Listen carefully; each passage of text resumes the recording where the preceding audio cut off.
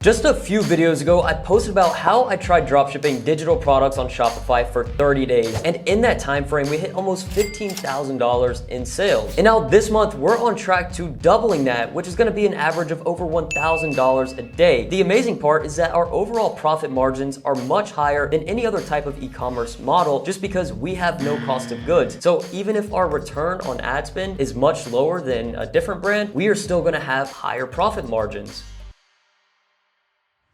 What's going on, everybody? Tanner here with another video. I hope you're all having an amazing and productive day so far. In this video right now, I'm gonna go ahead and take you from the strategy that I follow to take a newer digital dropshipping brand from nothing to over $1,000 a day. In this video, you're gonna be able to follow my steps and replicate this new business model for yourself, where we get to sell products with no cost of goods and where a customer can buy something from our store, and as soon as they do, it's instantly delivered to them. So we don't have to worry about any type of crazy logistics like shipping from all over the world. So without further ado, let's hop onto my computer and get started. Inside of this $1,000 a day digital dropshipping strategy, there are 5 parts. And the first one here that we need to follow is choosing a niche. Before we even dive into any products or anything like that, we need to know who are we actually going to be selling to. And in the world of digital dropshipping, we sell products based on pain points, not novelty. So what we're gonna do is start off by choosing one of the main human needs niches. And these fall under money, wellness, or love. Those are very broad categories, and there's a lot of different things that fall under them. But what I want you to do first now is just actually choose one of those. And for my example, I'm gonna select money. And once you've selected your main category that has lots of pain points inside of it, what I want you to do is go ahead on Google and just research some sub niches under that specific category. So all I did was look up things like sub niches for finance, money, wealth, and I came across some different articles and different topics that are gonna help me create my list. And the list I have here, there's no specific amount. I just went ahead and put down the first things that I found that I thought were interesting. So sub niches under money: credit score, frugal living, business ideas, investing strategies, saving strategies, budgeting ideas, personal finance, getting rid of debt, and side hustles. These are all sub niches under that category of money that have pain points inside of them. And what I want you to do in step 2 is actually choose 4 of those sub niche ideas that you came across that you are most familiar with to some capacity, whether you have your own experience in it or you just know about it. It's gonna help us a lot moving forward, and it's gonna allow you to make your products more valuable and sell them for higher prices as we get into the future parts. Step number 2, choose your 4. And for me, I personally chose out of this list credit score, business ideas, side hustles, and personal finance. And I'm not saying you need to be an expert in any of these fields, but these 4 that I selected are just some that I have a little bit of personal experience with. And then getting into step number 3 here, what we're gonna do is compare the data of these 4 topics on Google Trends to see which one has the most demand and most popularity. So all I've done is gone here to Google Trends and I typed in the different terms that I have that are pretty broad, and we can see immediately here within the United States in the last 12 months, credit score by far trumps all these different other categories that we selected, like business ideas, side hustles, and personal finance, which is crazy to see the difference in terms of volume of people that have been actually searching on this term. It literally does not even compare, even though business ideas is second in place. So now we know that the winner by far is credit score, and what we're gonna do in step 4 to finalize choosing our niche is research some of the common questions and pain points that people experience in this niche. And for me, some of the things that I came across was understanding the fundamentals. People struggle to just know what credit cards are, how to use them, etc., and how to raise my credit score, how to build credit history as someone new to the space, and then how to actually get rid of debt. Seemed like it was the biggest pain point. So now we know what our niche is, we know some of the pain points, and now what we're gonna do is find digital products inside of this niche that are gonna solve the problems for our specific pain points. So let's go ahead and move on to part 2. Here in part 2, we're gonna follow 4 simple steps to finding the products that we want to sell. And the first step to this is choosing 2 of the pain points we just listed that complement each other. So essentially what I'm doing is thinking of my potential customer. Who am I going to be catering to? Because we don't wanna just promote to anybody and just say, okay, credit service, credit product, credit value. It's very broad, it's very general, and we don't wanna do that. So instead what we're doing here is choosing 2 pain points that complement each other, so that way say we're in the shoes of a potential customer and can think of a very specific person. So when we look at our 4 pain points,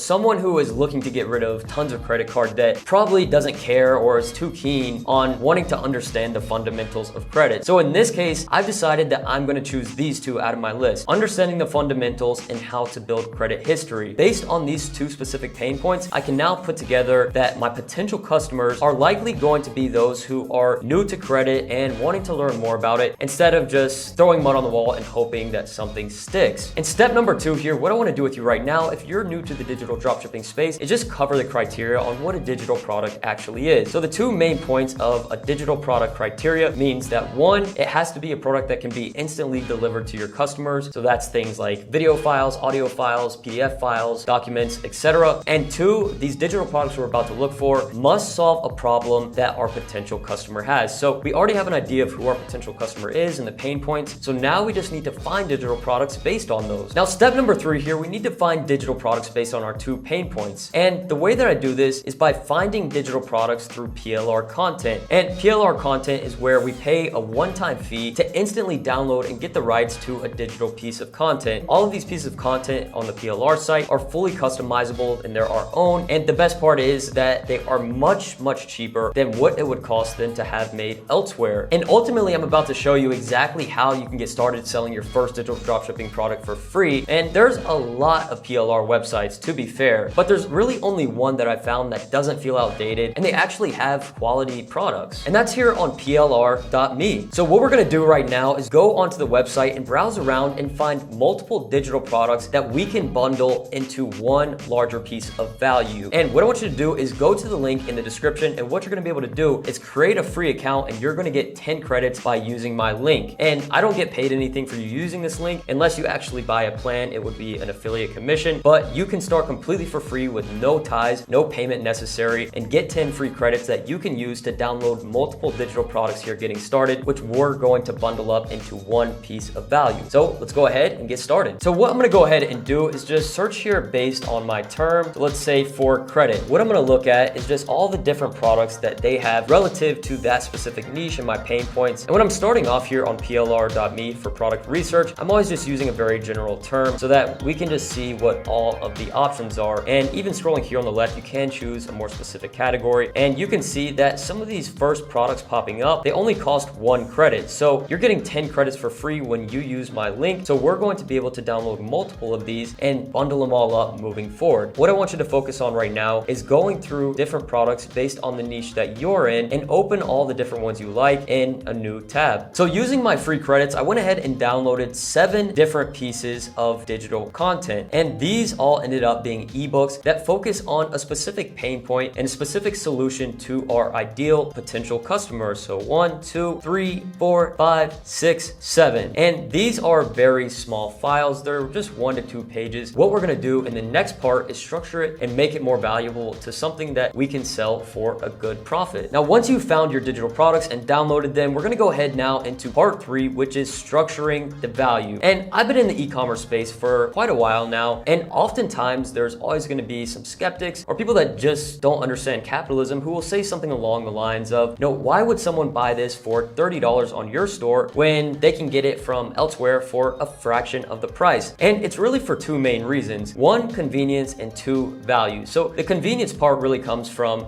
I would rather go ahead and buy something from this website right here where I know I'm instantly gonna get it and it's gonna give me the value that I want, compared to having to go elsewhere and find it maybe at a smaller price and waste my time. When people know they want something and they've already made up that decision, then they're gonna go ahead and take action on that. That's really only done if you offer and create perceived value. So that's the second reason why people will buy something at a higher price, is because of the value. They see that it's a fair justification and transaction where they're giving their dollars for this product and solution. So that's exactly what we're doing here in part 3, is structuring the value of our digital products, because I don't want to just sell one of these 2-page PDFs for $10 or something like that. It could be valuable to someone, but ultimately I want to create something with a little more margin and also much more value so that the people that do buy our products are going to feel like it's a reciprocated transaction. So because of our free credits on plr.me, I just spent nothing and got 7 different PLR digital products that hit our pain points. Number 1 was understanding lines of credit. 2, how to get your free credit score and what to do with it. 3, shopping for the best credit card. 4, how to use a credit card for building good credit. 5, 5, 6 things every credit card owner should know. 6, make your credit card work for you. And 7, creating smart financial goals. And again, just to kind of enforce it, the main reason why we downloaded multiple products is because we want to be able to stack each of these different pieces into one big bundle of value for a product that we can sell, for over $30 with no cost to us. So now, how do we actually turn all of these different ebooks into one valuable product? And the first step here is to actually aligning these products. So how this is going to work is us essentially just aligning each of the products in order like they were a book. The way that I thought of it for the 7 that I went ahead and downloaded ranked into these 5 in order: understanding the lines of credit all the way down to making your credit card work for you. But what about the other 2 pieces of content we have from plr.me? They aren't in these 5. What I had in my vision when doing this is to turn these 5 topics into one single beginner's guide. But what we can do with the other 2 topics that we've already downloaded is include those into that guide, but instead we're going to create more perceived value for our product by labeling them as bonuses. So, in theory, we could just go ahead and add these 2 as different chapters inside of this final digital product, but ultimately people are going to find it more value and it's more incentive if we say that these are bonuses. And the reason that I chose these 2 right here is because they seem kind of like outliers compared to the main structure of content. 6 things every credit card owner should know and creating smart financial goals are 2 digital products we downloaded that don't necessarily relate exactly, but as a bonus, it makes sense. So now we have our 7 products aligned into a single digital product idea. And step number 2 here is very, very important, is rebranding the name. We need to come up with a strong name that has a ring to it before we continue into part 4 of designing the exterior and then the store and everything else. Because something like beginner's credit card guide just isn't going to cut it. There's no ring to it. It's not going to appeal to people. It's just very general and boring. So how do we differentiate ourselves from this market? And the way we do this is making our product attractive by using specific and memorable names for our brand and then the products themselves. So there's a 3 simple step trick that I like to use that's going to help you out. And number 1 here is deciding who is your main customer demographic. We've already been talking about it throughout this video, but here you just want to get a little bit more specific. So I went ahead and broke it down to 18 to 20-year-olds who are new to the world of credit versus just anyone. Technically, anyone in America could get some kind of use or value out of a beginner's credit guide, but trying to sell it to everyone just isn't going to be a very smooth process. And step number 2 here is deciding your brand name based on that specific customer demographic. Now, I don't want you to get stuck on this process for a very long time because this entire video is structured to take you from knowing nothing about digital dropshipping to launching your first digital product and making sales with it as quickly as possible, just so you can get an idea of how this actually works. So the name that I came up with here pretty quickly was Credit Champions versus creating a brand that's just called Credit Cards for Beginners. It's very boring, it's very bland, and it doesn't appeal to a specific niche. So the reason I chose Credit Champions is because 1, it has a little bit of a ring to it, and 2, it's attached to the dream outcome of our customer demographic. 18 to 20-year-olds new to this space, probably curious about a few things,